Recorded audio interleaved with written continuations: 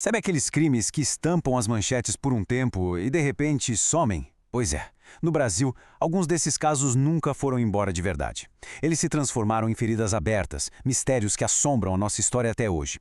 Nessa análise, a gente vai mergulhar fundo nesses enigmas para entender não só o que aconteceu, mas por que, em tantos casos, a justiça nunca chegou de fato. Essa frase resume perfeitamente o que vamos explorar aqui. Não se trata só de relembrar crimes, mas de tentar entender as histórias por trás dessas cicatrizes e as perguntas que, mesmo depois de tantos anos, continuam ecoando sem nenhuma resposta. Vamos lá. Para começar, vamos focar exatamente nisso, nessas cicatrizes na memória. Porque esses crimes não são só falhas do sistema de justiça, sabe? Eles acabam se tornando momentos que definem e questionam a nossa sociedade, deixando marcas que o tempo simplesmente não consegue apagar. Agora, a gente entra nos casos específicos, aqueles que realmente assombram o Brasil. E é muito importante lembrar, por trás de cada nome, de cada data, existem tragédias humanas, famílias destruídas. São essas histórias que mostram o verdadeiro e altíssimo custo da impunidade no país. Olhando essa linha do tempo, fica claro que a impunidade não é um problema recente. É uma ferida crônica na nossa história. A gente vai desde o caso Araceli, lá em 73, passa pela morte misteriosa do PC Farias, em 96, pelo assassinato do prefeito Celso Daniel, em 2002, e chega até 2018, com a execução da Marielle Franco e o atentado contra Bolsonaro. O que a gente vê é um padrão bem preocupante que atravessa décadas. Vamos voltar bastante no tempo. Ano 1973. O nome Araceli.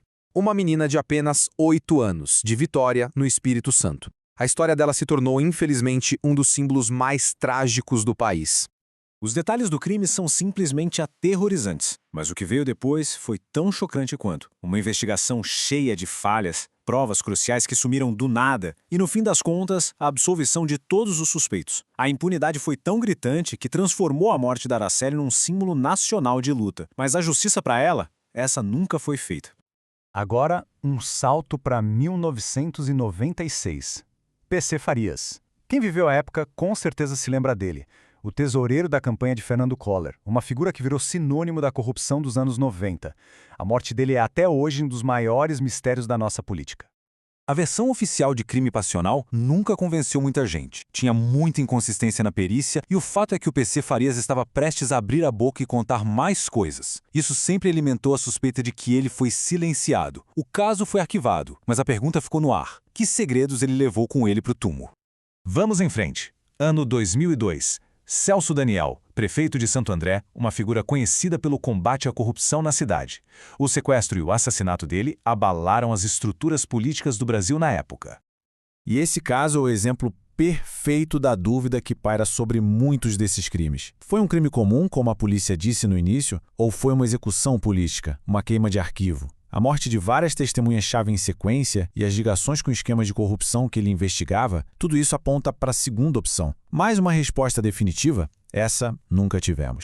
E chegamos a um caso bem mais recente, que ainda repercute muito. Marielle Franco, vereadora no Rio de Janeiro, socióloga, ativista dos direitos humanos. Uma voz extremamente potente, que foi calada da forma mais brutal possível. A Marielle incomodava muitas estruturas de poder com suas denúncias. A execução dela foi profissional, calculada, cirúrgica. Anos depois, os executores foram presos sim. Mas essa era só a ponta do iceberg. A verdadeira questão, a que o Brasil inteiro exige uma resposta, é outra. E é essa pergunta que ainda ecoa, forte até hoje.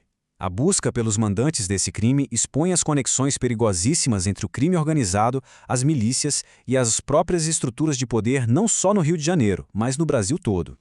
Então, depois de ver todos esses casos, fica a pergunta: eles são falhas isoladas do sistema, pontos fora da curva, ou são, na verdade, sintomas de algo muito maior, de uma verdadeira epidemia da impunidade? Quando a gente olha para os números, a resposta fica assustadoramente clara. Olha só para esse gráfico, é um dado alarmante. Apenas 36% dos homicídios no Brasil são de fato solucionados. Isso quer dizer que quase 2/3, 64% dos casos, ficam sem resposta.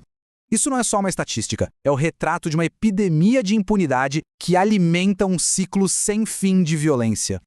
A pergunta que vale ao milhão é: por quê? Por que tantos crimes ficam pelo caminho? Para entender isso, a gente precisa dissecar o sistema. Vamos analisar agora o que podemos chamar de anatomia da falha, para identificar as rachaduras na estrutura que permitem que a impunidade se prolifere desse jeito. A impunidade no Brasil se apoia basicamente em 4 grandes pilares que estão todos conectados. Do subinvestimento crônico à interferência política, cada um desses pontos alimenta o outro. Isso cria um ciclo vicioso que é muito difícil de quebrar. Vamos dar uma olhada em cada um deles. O primeiro pilar é o subinvestimento. A gente se acostumou a ver na ficção, nas séries tipo CSI, aqueles laboratórios de ponta, tudo funcionando perfeitamente. Mas a realidade da perícia no Brasil, infelizmente, é bem diferente. A ciência forense, que devia ser a espinha dorsal de qualquer investigação, muitas vezes opera em condições muito precárias. Em seguida, claro, vem o fator humano.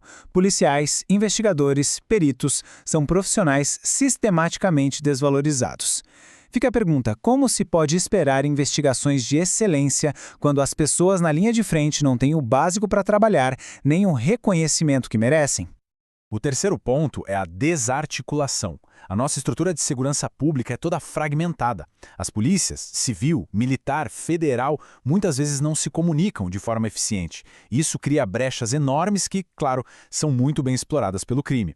É um sistema cheio de muros onde deveriam existir pontes. Depois de analisar os casos e as causas, a gente chega à reflexão final. Qual é o verdadeiro preço do esquecimento? O custo da impunidade não se mede só em estatísticas, mas na erosão da confiança da sociedade e na dor que nunca vai embora. Araceli, PC Farias, Celso Daniel, Marielle Franco.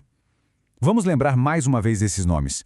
Eles não representam apenas as suas próprias tragédias. Representam as de incontáveis outras famílias destruídas que ainda hoje esperam por respostas que nunca chegam.